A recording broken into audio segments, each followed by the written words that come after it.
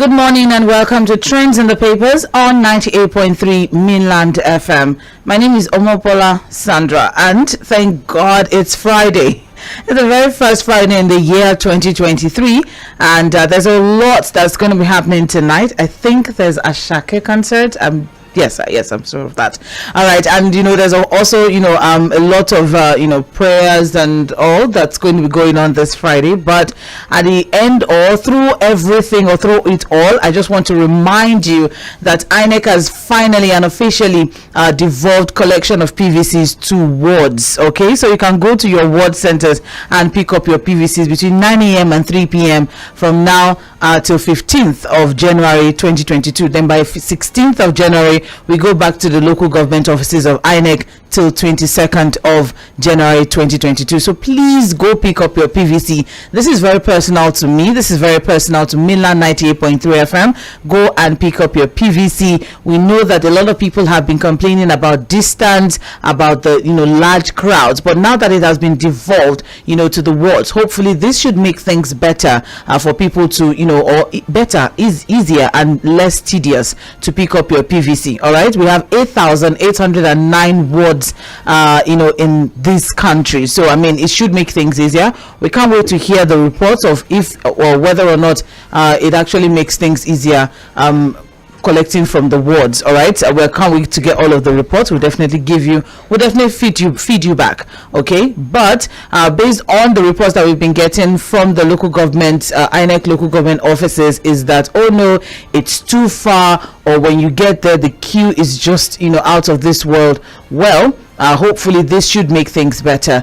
Okay, so PVC collection now at the wards. We'll definitely read much more on that later on as we go through the papers this morning. All right, so yes, we have our papers here with us: the Punch, the Nation, the Guardian, Vanguard, and of course the Punch newspaper. Okay, we'll be looking through the papers and seeing what are the trending stories we have across all of the papers this morning. Once again, my name is still OMOBOLA Sandra. Fuhad Sahid should be joining in via the phone line any minute from now. Okay, but then before we have Fuhad joining in on the show, let's start with the Guardian newspaper.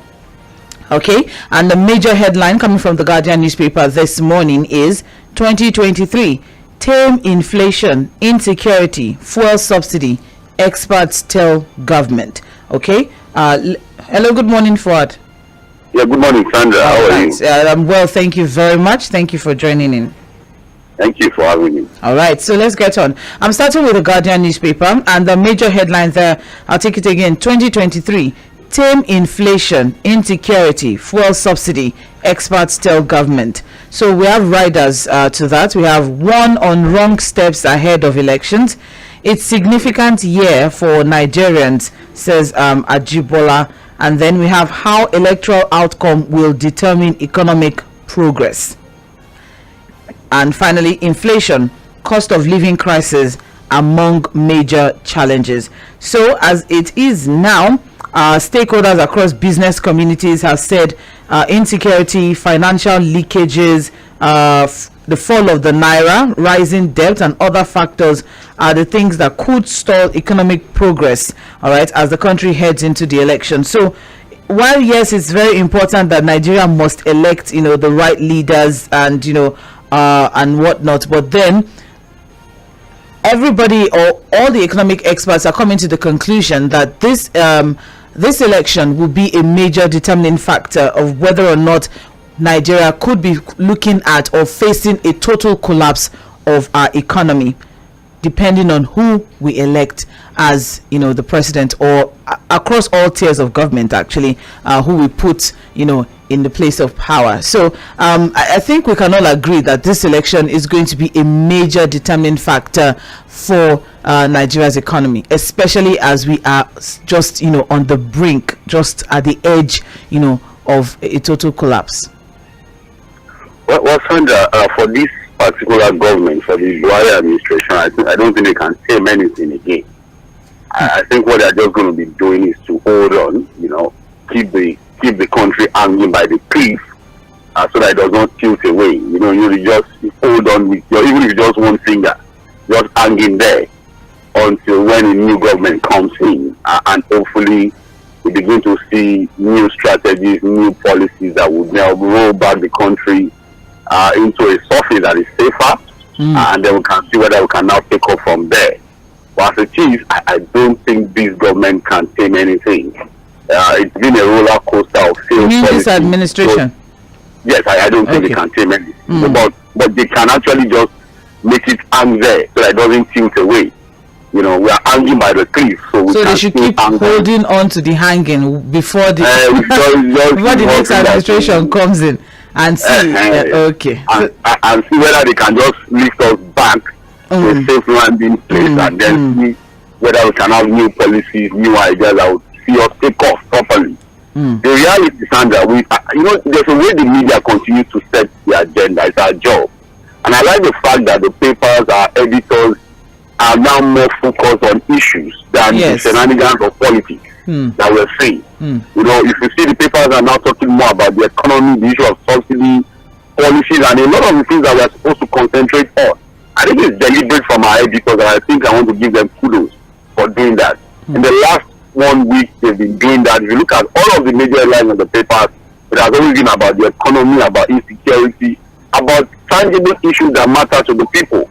That we should be talking about. I think if you notice, most of the papers have reduced the reportage of the G5 and the exactly for quite a long while now, especially the Guardian. There's been the focus on the economy, talking about the budget passage and also the debt profile. Exactly. Making us understand the key issues that we're supposed to focus on as a people. And that's supposed to be the job of the media. Set the agenda, get the people thinking, get them informed, so that we understand some of these things.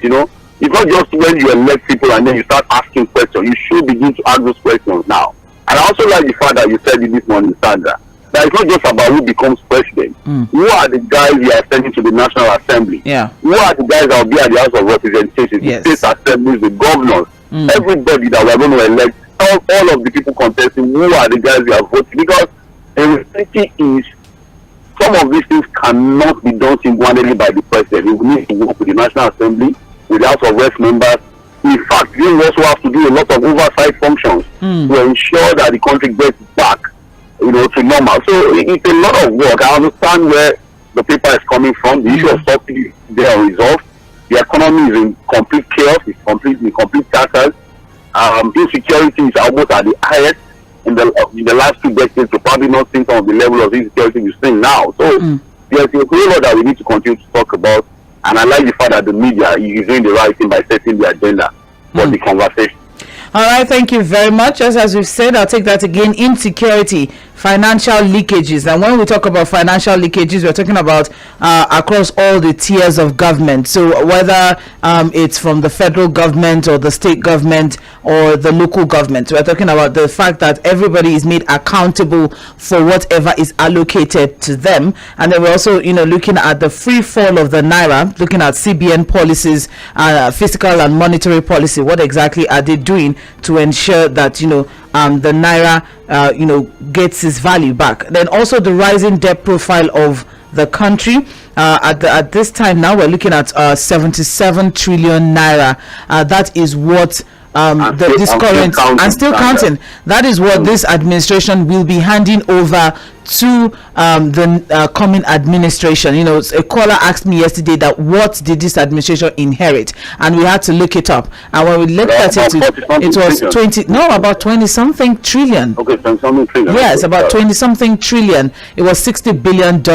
Okay, so when we put that in Naira, and then we looked at it and we said, okay, so and this administration now will be handing over 70 trillion Naira debt to the next administration. And that's why we always look at, okay, so revenue generation is something that we need to keep asking all of these presidential and gubernatorial candidates. But then aside from that, we also have other factors that could stall the economic progress. And it's just like Fuhada said, it's a good one that we need to keep talking about it. There's also some sort of outlay here. We have laying a solid foundation to streamline investments in the oil and gas upstream, midstream, and downstream sectors through orderly implementation of the Petroleum Act, and ensure transparent, level playing field in all engagements across board.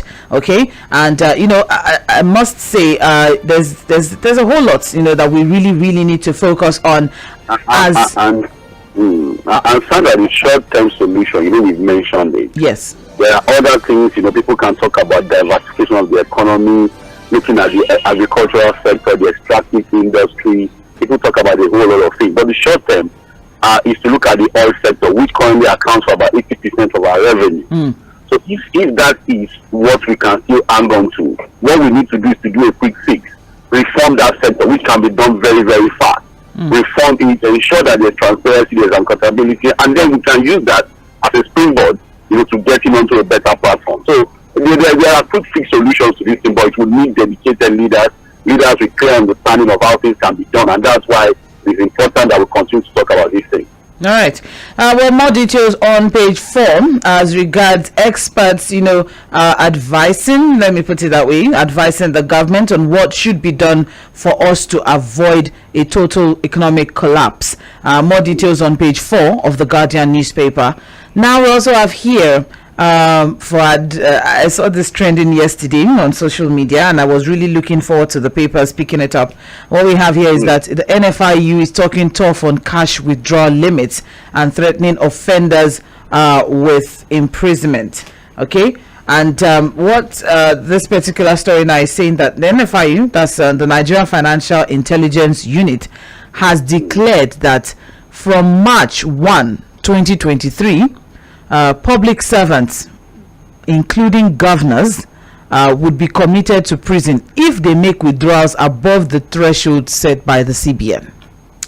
And it said, despite the introduction of cash withdrawal limits in the country, state governments withdraw 701 billion naira, far above the set limit of 225 billion withdrawn by the federal government, and 156 billion naira by councils from 2015 to date. So now the NFIU has announced that effective March 1, all government monetary dealings will be facilitated via electronic transfer if amount exceeds the approved daily withdrawal in line with Apex Bank's new monetary policy.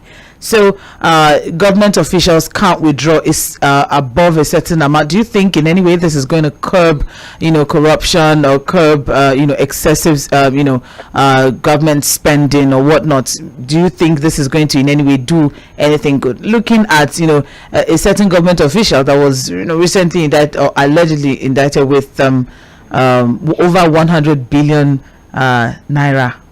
And they returned 30 billion, almost 30 billion in cash.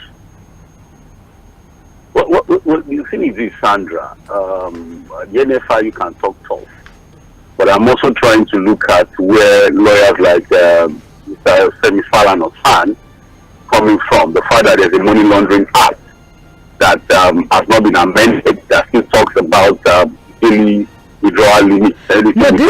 This one is there's a threshold. There has always been a threshold by the CBN as regards withdrawal from state coffers, from government accounts. From government accounts. Yes. Okay, now, so where I'm going to okay. I think it's still part of the corruption that we're talking about. One would want to ask, why would governors or state governments deal in cash in the first place? Because again, some of the arguments for withdrawal limit is supposed to be for ordinary Nigerians who transact at the rural areas, who don't really have access to electronic means of transactions and all of that. If you understand, that has always been the argument. Even for POS operators, and it's not really for big government entities or commercial entities really, who are supposed to have access to all of these technologies to be able to do their transactions. So you ask yourself, except maybe the people in government who tell us why they need to withdraw money in cash. And do what exactly? Are transfers, checks, there's so many alternative channels. Ways to do their transactions, so why do they need cash in government? I really don't know, unless, again, like I said, maybe if you're somebody in government who tell us this is the reason why we always withdraw money in cash. Because I don't think the government will do in cash. They pay salaries through electronic means, they do all manner of things. So what do they do with us? Other than the fact that well, they quantify for corruption. So if the SFI is talking tough on them, I think well, if it meets the law and the ambit of the law, so be it.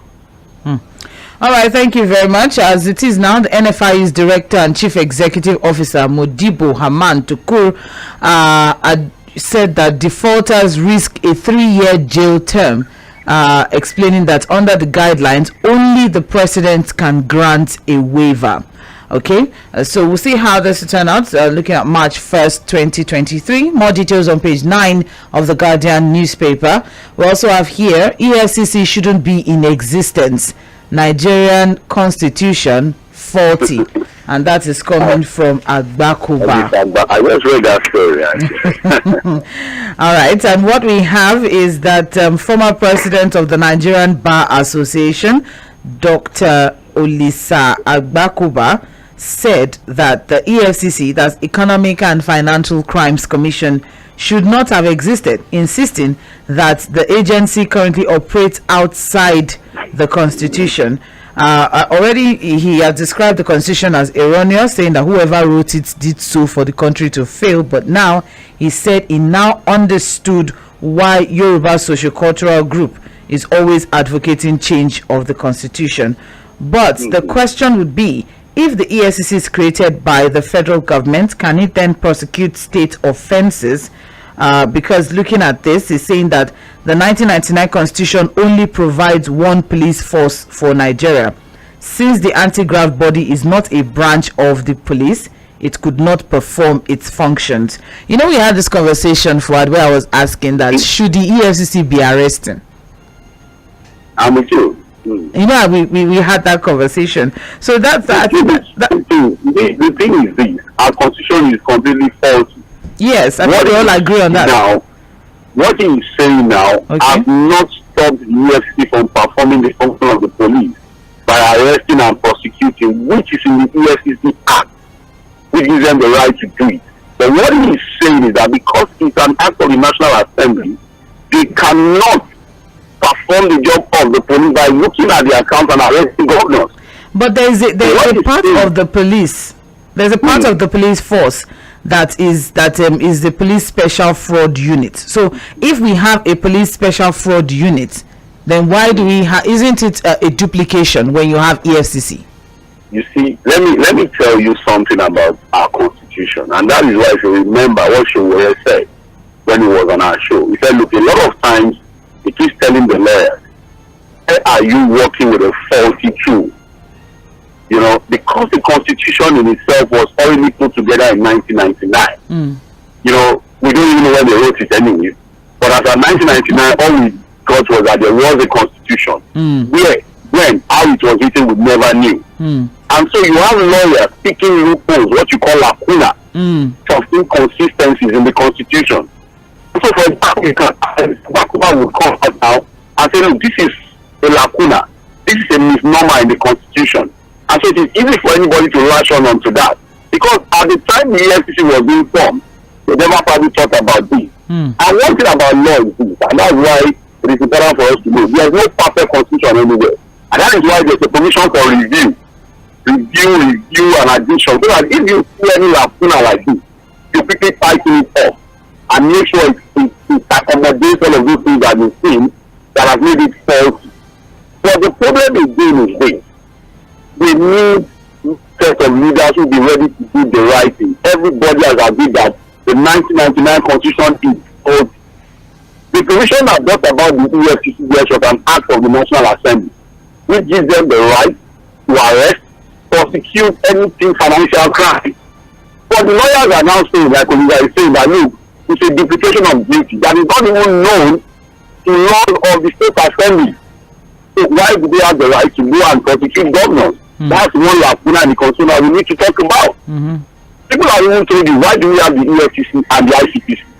For example, you have the EFCC, Economic and Financial Crimes Commission. You have ICPC, Independent Corrupt Practices Commission. You know, then you have the police, that has the fraud units too. Everybody almost doing almost the same thing. So again, we know that there are constitutional issues that we need to address. And that's what I'm saying, that look, the president cannot do it alone. It has to be the collective responsibility of everybody that goes into government this year. And that's why we have to look at all parts of government, not just the president. Who are the guys who are taking to the assembly at the federal and state level? All right. Thank you very much. So, as it is, and I'm sure our governors will be happy with what Mr. Abakoba is saying now. Okay. Well, is okay. But he's also reiterating that he's trying to set the record straight that it's not like he's fighting the commission or anything. He's just trying to note the real issue, which is the failure of security agencies obeying the rule of law. Okay, so well, more details of that on page 8. I think the agreement we can come to here is the constitution definitely needs some restructuring. More details on page 8 of the Guardian newspaper. We also have here, those against Obi's endorsement by Obasanjo don't mean well for Nigeria, and that's coming from Ohaneze Ndibo, and that story is on page 43 of the Guardian newspaper. So they're basically saying that politicians who are unsettled and who are reacting angrily to former President Olusegun Obasanjo's endorsement of the Labour Party presidential candidate Peter Obi don't mean well for Nigeria, adding that the country is passing through hard times and would only take somebody like Obi to fix it. So that's basically a response or a reaction of Ohaneze Ndibo to the endorsement of former President Olusegun Obasanjo. All right, and so more details on page 43. Well, Sandra, I think it's clear. I don't think anybody would want to fault Obasanjo for endorsing whoever he has decided to endorse by endorsing Mr. Peter Obi. I think Chief Olusegun Obasanjo's right. Honestly, he has a right to endorse whoever he wants to endorse, like any other person that wants to endorse too. And I think nobody would fault that. Everybody has said that it is even good that we have a Mr. Peter Obi in the race. That's changed the narrative. It's putting everybody on the edge. Everybody, there's a lot of serious conversation going on about governance now because of his emergence as the candidate of the Labour Party, which is good for our democracy. That's the way to deepen democracy. What somebody like me, for example, is just saying that, hey, the aspect where Chief Olusegun Obasanjo keeps pointing fingers at everybody but himself is wrong. If we are to analyze his years in government, He created a bigger problem for the country too, which we are still battling to resolve now. All right. Okay, more details of that on page 43 of the Guardian newspaper. We also have here federal government to transfer 613 rehabilitated repentant terrorists to states. No, that's on page 8. Okay, let me see if I can take that. The Chief of Defense Staff, General Lucky Rabo, has said that 613 rehabilitated low-risk repentant terrorists will be transferred to their state government for reintegration into the society. Oh Lord, Fuad, I'm listening to you. Is it? Can we have rehabilitated repentant terrorists? You know some of these things, when you hear them, Sandra, it just gets you worried. Who are the people profiling these people to have packed them low-grade terrorists? Or what did I just Low say? risk. Low risk. How is a terrorist low risk? A terrorist is a terrorist. It's just like saying there's a big or a small thief. A thief is a thief. So how do you profile someone to say he's a low-risk terrorist? And if you remember, DME Sarkis keeps saying that, look, these guys that we regard as they regard as high-risk terrorists, they don't work in isolation. There's what they call the sleeper cells. Mm-hmm. The sleeper cells are the guys that pick information from them. Okay, when you bring down so low-risk terrorists now, and you say you integrate them into the society, who says they are not going to go back to becoming a threat to the society? Who has profiled them? What punishment have they gotten to now regard them as low terrorists and you want to remove them back and then integrate them into the society? I don't know what is happening. Well, it's a serious cause for concern if we look at it, because what he's banking on is the fact that there was supposed to be a Operation Safe Corridor okay, and that was established in 2015. All right, as a window for willing and repentant terrorists to lay down their arms and undergo a structured DRR program. DRR, that's de-radicalization, rehabilitation, and reintegration program. Okay, so now what I'm concerned about is, okay, so you're sending them back to their states, to their state government for reintegration into their society. There are still people who are traumatized, by so many of these activities of these guys, and they will also be in their society. They've lost loved ones because of these guys. So how do you expect these same people who are traumatized by these guys to receive these guys back into their midst? Then SANDRA, even the de-radicalization process, we monitored it. How well has it been done? How long was it? What was the procedure? How effective was that process, to the point that we are now sure that these guys are low-risk terrorists to now be integrated back into the society? Is it just because somebody said, "Oh, I'm not doing again," and that's all, and then you just believe that the person? We are not even sure whether the radicalization process is properly done. Then who sets the standard for the radicalization for us to know that yes, these guys have been de-radicalized? Then what of justice for the victims of activities of these people? What amount of justice have we gotten for what these guys have cost them? Burning of houses, killing of people. We still talked about it. The Abuja cannot change. There were 8 people that died. We're only talking about the people that returned to their families. What of justice for those 8 guys, 8 persons that died, that lost their lives when that plane was attacked? Have we gotten justice for them? To begin to think of de-radicalizing and then leaving them and integrating them back into the society? What manner of punishment have they gotten? Some of these things are the things you hear and you just want to make you go crazy sometimes. All right, well, as it is now, they said they're optimistic. They're working closely with local and traditional authorities. The states can deploy security apparatus at their disposal to effectively track. And it would be nice to have a list of these low-risk terrorists that they are talking about, their list and their faces and the states they are coming from, so that we know the society they are integrating them back into. Looking at deploying security apparatus at their disposal to effectively track and evaluate the reintegrated ex-combatants.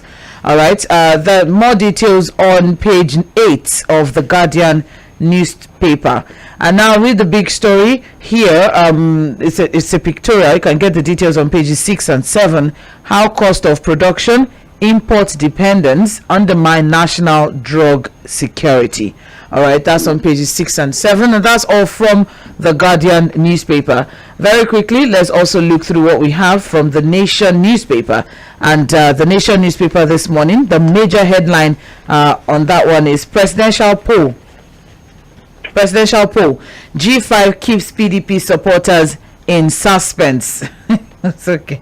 So January 5th has come and gone. To the glory of God, today is 6th of January 2023, and we did not get any announcement from the G5 as regards their preferred presidential candidate.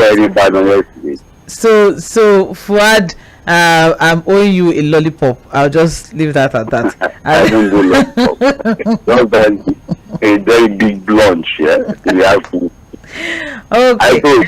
But they were in Ibadan, they enjoyed themselves. They were in Ibadan on uniform. Very beautiful pictures, very colorful, very nice. Okay, so supporters of the G5 of the PDP governors are to wait a little longer to know who to vote for president February 25th. And they were kept guessing again yesterday at as the governor of Oyo State kicks off his election campaign in Ibadan, Oyo State yesterday. Okay, so what we have is that here's on Wike, leader of the G5, urged PDP members to vote for Makinde at the governorship and other candidates. Sorry about that. And other candidates at the National and State Assembly polls, saying that the Oyo State governor will announce who they should vote for at the presidential election. Well, the thing is this, I still want to maintain that the G5, or the integrity group, as they love to call, would not announce anybody. Because they're not going to play they're going to play the waiting game, keep people. I'm not going to be waiting for anything. I don't think a lot of Nigerians should even wait for them to make any declaration. They are just fighting for their own political survival. They are doing their own calculations, looking at staying relevant in the scheme of things and all of that. I think it's not the Nigerian agenda. It's not even a southern agenda. It's just a personal agenda for them.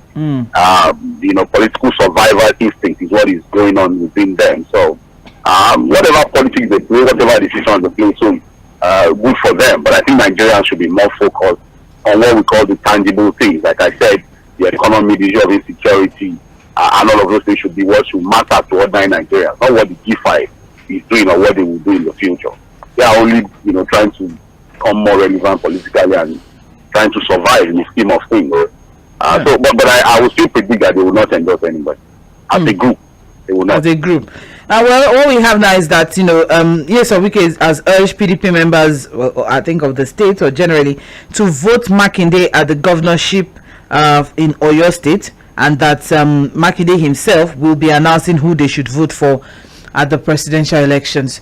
Well, more details on page 4 of the Nation newspaper. So I think it's to your turn. So Israel, your governors will announce to you who you should vote for in the presidential. In the place, the chairman of the council will tell them. It's okay. So let's keep working with that then. I just confused. More details on page 4 of the Nation newspaper. We also have here Tinubu, I'll convert Yahoo boys to tech experts. That's on page 4. Let's move from that one. To tech experts, yes. So what will you be doing in tech? Defrauding people. No. I saw the video yesterday where convert Yahoo to production of chips or something. I like, for real? Do you think these guys are even interested in anything legitimate? No, Fuad, I would not accept that. Are you saying there are no options? Are you saying there are no legitimate things that they can do? So that's what he wants to legit. No. Hey, wait, I'm not. Hold on. He wants to make them to use their tech skills to good use by doing some other things that some legitimate tech work. Now, so the guys that are using their tech skills to do legitimate now, they can't do Yahoo. And we have brain drain currently in the IT sector. So so maybe he's trying to convert Yahoo to go and work in the IT sector. So, for example, a past Yahoo boy, would you employ the boy as a tech expert in your bank, Sandra? More details on page 4 of the Nation newspaper. I don't know why that is. I don't know why that was used as the headline. The manager of a bank. This guy is a tech expert, but he was over Yahoo. But if we can reintegrate repentant terrorists into society. So you integrate Yahoo to our tech sector, right? Yes. You want to scatter this country, then that's your plan. If the APC presidential candidate wins. All right, still on the front page of the Nation newspaper. Labour Party candidate Obi promises to eradicate poverty. That's on page 27. We always ask the question of the how, and that is what most important to us right now. We know the problems, all right? So there's no point telling us the problem. We want to know what exactly the solution, and how you want to do it. Yes, how you intend to do it. All right, and what we have is that the story is supposed to be on page 27, but it's not here. Or did I get that wrong? Yes, that's what it says here, page 27, but it's not on page 27. But then I keep picking up this wrong pagination by the papers. I don't know. The editor should work on this. It's been happening almost every day. You pick it out. They say it's on this page and then it's not on that page, and then we now have to start searching for it. But anyways, the story is in the Nation newspaper, or hopefully it is in the Nation newspaper. I don't know. I don't even get there. It's not even there. Exactly. All right, but that's it. And they will also have your stock market loses 429 billion naira. That's on page 8. I thought they were celebrating investments recently, but then anything can happen in stocks. Page 8 has the details. Now, above the masthead of the Nation newspaper, all APC governors behind Tinubu, Sule affirms. That's on page 6 of the Nation newspaper. That's interesting. I wonder why that's supposed to be. What exactly that is saying, looking at the fact that some parties, some of their governors are not supporting their presidential candidate. Well, you're only reacting to a recent allegation of the governor of Rivers State made that there are some governors of the APC meeting with Alhaji Atiku Abubakar. So maybe just put the record straight. But the fact is that they can't be smoke without fire. So yes. We'll move on. Of course. All right, more details on page 6 of the Nation newspaper. Now we also have council autonomy, a headache on constitution amendment. That's on page 28 of the Nation newspaper. But why that is a headache, let's know, or let's dig deep. So what we have here is the Deputy Senate President Ovie Omoagege yesterday revealed that the ongoing review of the 1999 Constitution is being hindered by the Local Government Autonomy Bill. And he said that the houses of assembly teleguided by governors were foot dragging on the autonomy bill passed and transmitted to them by the National Assembly. So, we've had the back and forth as regards, the National Assembly and the state houses of assembly. Okay. So what, this is telling us is that, okay, fine. The National Assembly he's saying that the National Assembly has fulfilled their part. What is now left is to get the concurrence of 24, at least 24 out of the 36 state houses of assembly. Okay, and what is holding them back now is the Local Government Autonomy Bill. That's what's holding them back, and the indication is that maybe there may be some sort of influence from the governors on that particular one. That maybe the governors are the ones hindering, or maybe the governors are the ones, making it difficult for the state governors, for the state houses to go ahead to pass that particular bill. Remember, we had the conversation where the Ondo state, or Ondo or Osun now, or Ondo, where in Ondo State, members of the local government employees state the protest that the state house must, sign or pass the Local Government Autonomy Bill. But then, should there be any influence of, the state governors on the state house of assembly? Can they forge ahead and do what they need to do and then move? Sandra, you know the issues that we've discussed this issue severally. Recently, the president was very clear about it, and he said, "Look, the governors are stealing the money that's supposed to go to the local government." There was a time that the president issued an executive order instructing the accountant general and the attorney general to pay allocations of local government directly to them. Yeah, you understand what I'm saying? And the governors went to court to challenge it. They challenged it from High Court to Appeal Court and got an injunction at the Supreme Court, nullifying that executive order of the president. And in all of this, Sandra, all the governors of Nigeria are on the same page, except for El-Rufai of Kaduna State, who wrote to the presidency and said, "Look, pay directly the money for local governments to them, don't pay it to me." He's the only governor that has said that. All the other governors, I remember, led by the middle past governor of Ekiti State, Fayemi, went to court and made sure that executive order does not stand, that was illegal. And so what you have to do is in a situation where money that belongs to local government are paid to the governors, and then they decide what they pay to the local government. We reviewed it before, Sandra, where it was reported that a particular local government chairperson, woman, collects 3 million naira and signs 100 million naira every month. So how do you say the government? And the reality is that the state assemblies that we have across the nation, a lot of them are CGs, appendages of the governors. They are not even performing any checks and balancing because a lot of them are CGs and appointees of the governors, and so they do the bidding of the governors. And that's why some people will tell you that the governors are the most powerful in this country. They determine and decide a whole lot of things. So Omoagege knows what he's saying. Okay. Well, that's on page 28. So apparently that is what is delaying in the amendment of the Constitution, that there have been back and forth. So the state houses of assembly, some of them are still having issues with local government autonomy. I don't know why that's supposed to be a problem, but then more details on page 28 of the Nation newspaper. And very quickly now, we have two more stories on the front page of the Nation.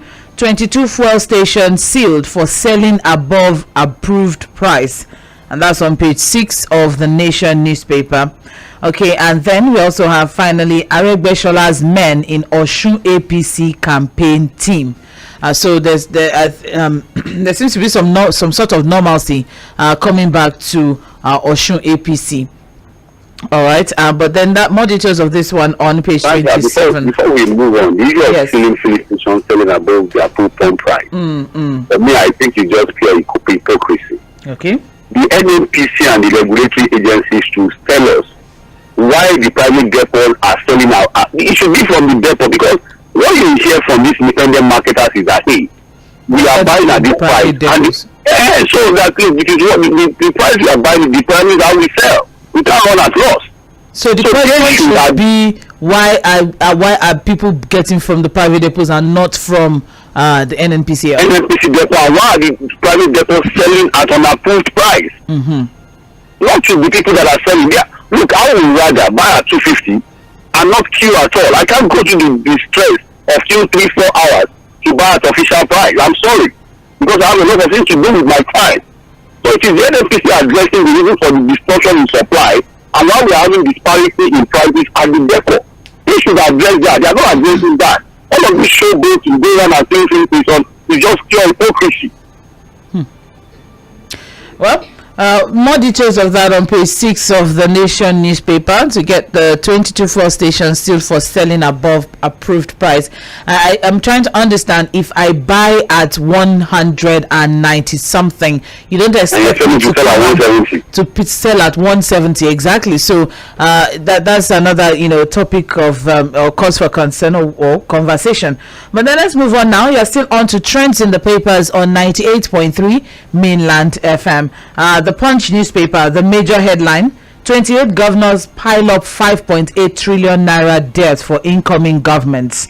And the riders to that: states debts to rise above excuse me, state debts to rise above 200% of revenue in 2023. That's coming from World Bank. Lagos cannot execute laudable projects without loans. And that's coming from the commissioner. Yeah, afraid about what I was saying. You're afraid. The Lagos state government is defending why they are indebted. Sandra, you see the problem. You are seeing the problem now. No, because I'm looking at it as as a defense. Because if you look at it, looking into the story, you see that the State Commissioner of Information, Mr. Gbenga Omotosho, is insisting that the debts were sustainable and would not hinder any development after May 29, adding that what the debts were used for is what matters. It is easy to say, look, every country in the world borrows, and that borrowing is not a problem. Yes, the logic is always that, it's actually what you do with the debt. But when it comes to counting the cost, and let us just narrow it down to Lagos. Currently, what is officially declared as monthly revenue for Lagos is around 50 billion every month. And currently, I think the debt profile of Lagos is put at over 700 billion. The question is, do we have enough on ground in Lagos to show for the debt profile of Lagos State? How many new roads have we built? How many bridges have we built? What are the infrastructure on ground? What laudable projects do we have to show for the debt profile of Lagos? And then we need to also ask ourselves, the monthly revenue of Lagos, where does it go to? Who collects the revenue for us? Who are the people in charge? What do they use it for kobo? And that's why something will tell you that it's even wrong for us to have had almost the same party ruling Lagos from 1999 to date. Maybe we have a better understanding of our finances as a state if we have been alternating between parties, so that there's no cover up everywhere. I'm just sorry. The reality is that if we really want to count the cost in Lagos, I suspect that some people have been dissecting and squeezing on the state heavily. Because what we have on ground does not tally to to the revenue profile and debt profile of Lagos. Well, yes, they continue to give Lagos loan because of course they need the state make money. They can afford it because that's exactly what they are saying here, or that's exactly what the Commissioner of Information. But I would have loved to have the commissioner. When can we take Lagos out of debt to make it self-sustaining? What they are saying. Now, Lagos continue to be in debt. They are saying that they have not even expended up to 50% of their GDP, so they still have enough. It's just all lazy thinking and corrupt thinking that the public officials will always put out there. Well, Lagos continue to be in debt. What they're saying is that Lagos has a high debt profile because it has embarked on and executed a lot of infrastructural and transport projects. Where are the infrastructure? Where are they? Blue Rail. Which Blue Rail that were not completed? That were still test running just how many kilometers? I told you that even the one they test run, even the CMS end of the rail has not been completed. Let's be real, Sandra. Let's be real here. The new academy that is not even completed yet. A lot of the projects that I was talking about are not completed yet. And then we ask ourselves, the monthly revenue of Lagos, where does it go to? What do they use it for? Some of these things, they just throw these things at us and they are trying to swallow it. Lagos has the potential to be out of debt, to be self-sustaining as a state.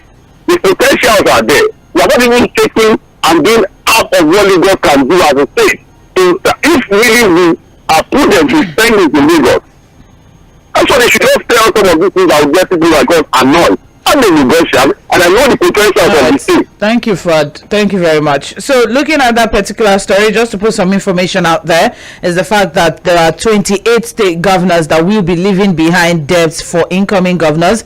Out of the 28 states, 11 of those governors will be seeking re-election in March. And the data we have is showing that Lagos has the highest debt profile with 877 billion naira domestic debt. I will say 700. Now it's 800. And hold on, and 1.2 billion foreign debt, followed by Kaduna, followed by Rivers with the third highest debt, and the fourth highest debtor is Cross River State, and the fifth is Ogun State, and then others follow. So all of this, there are of course responses from all the different ones. River State, although is silent about it. Officials of Ogun State government are also silent about it. That one does not have anything to show in that state, because it is the state with the worst infrastructure in the southwest that I know. Yes. It is a state to us. No road, no nothing. So the money has been borrowed. Okay, what have you been doing with it in Ogun State? All right, thank you very much. More details on page 2 of the Punch newspaper. Very quickly now, I just have a few seconds left, so I just want to say here, we also have consumers say electricity tariff hike illegal, anger spreads. That's on page 21 and pages 21 and 22 of the Punch newspaper. We also have federal government gives operators ultimatum to name oil well owners. That's also on page 21. And there's finally on Vanguard newspaper. Let me quickly see what we have trending there. Presidency. Makinde will tell you candidate to vote for. Okay, that's Wike telling Oyo PDP. And that's on page 10. We also have how Obasanjo's seizure of Lagos revenue triggered our brain work. And that's the statement is coming from the APC presidential candidate Asiwaju Bola Ahmed Tinubu. That's on page 11 of Vanguard newspaper. While fuel crisis has persisted, NNPCL, NNPDRA explain, and you can get the details on page 8 of Vanguard. There's a whole lot of other stories that we have trending across the papers. Unfortunately, we could only take the few that we took this morning, but then stay with us. We'll be back by 8:40 for Mainland Focus, where we'll pick one or two trending stories, put some spotlight on it, open up the phone line for you to join in on the conversation. This is 98.3 Mainland FM, and we are the sound of Lagos.